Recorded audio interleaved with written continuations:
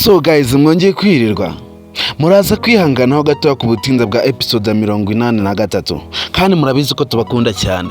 So guys, rero murabizi ko haba hari utuntu turimo gutunganya duke tuba tutari kugenda neza muri zino minsi. So guys, rero niba rwo bwa mbere abugeze hano kuri Venke Empire, kora subscribe nurangiza unasharinga kuri bagenzi bawe ubufite bakeya kugira ngo nabo baje babasha kubona ubutumwa buri muri film yacu Ibanga. So guys, rero murabizi ko episode ya 83 ihari, ariko muraza kwihangana gatoya ku butinde. Mwari muri kuyibona saa 8 ariko muraza kwihangana kuko hari utubazo dukeya turimo gukora, ariko murabizi ko tubakunda cyane. Niyo mpamvu tuba turi hano tubagezeho ibikorwa byose bya filime yacu Ibanga.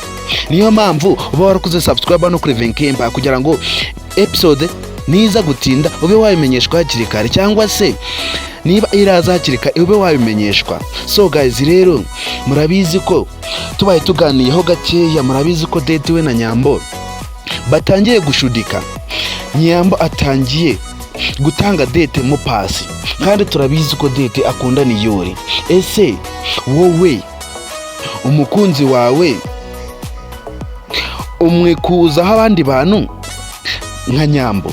Ese ujya ubona abantu bose ukuntu bakundana nawe niko urukundo rwawe urujyamo? Ese kubona Date akunda Niyori kandi Nyambo nawe akabukunda Niyori bakaba bakundana, ese Date katangiye kumutanga amapasi kuri Yves, ese Yves azabyemera? Ese wowe uyibonye Yves ubona yemera Date? So guys, rero ibitekerezo ni ibyawe. Kugira ngo ube waba umunyamuryango wuzuye nuko uba waratanze igitekerezo cyawe hano kuri Venke Empire, kandi igitekerezo cyawe ni nyamibwa, kandi iyo utanze igitekerezo cyawe kirumvikanwa. Murabizi ko tubakunda cyane, niyo mpamvu tuba turi hano ngo tubagezeho behind the scenes zose z'Ibanga uko zakabaye. So guys, rero niba utegereje episode 83 wihangane, irahari, ariko amasaha wayiboneragaho sibwo uyiboneraho, ariko uraza kwihangana. Murabizi ko natwe turi abantu, murabizi ko ibikorwa byose tuba turi gukora rimwe tuba turi gukorera, murabizi ko tutabima ibyo dufite, kandi murabizi ko tubakunda cyane. Niba namwe mudukunda murabitwereka.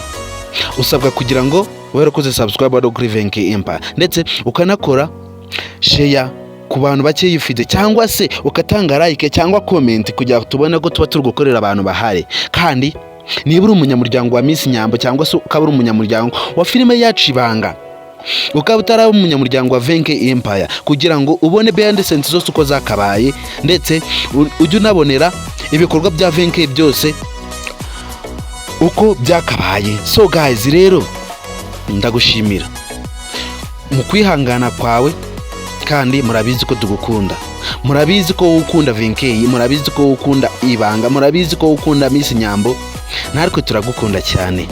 Niyo mpamvu tuba turi hano ngo tube tukwihanganishije, ndetse tube tukugezaho n'ibikorwa by'Ibanga uko byakabaye. So guys, rero turabizi ko Yves we afitiye umugambi mubi Niyori.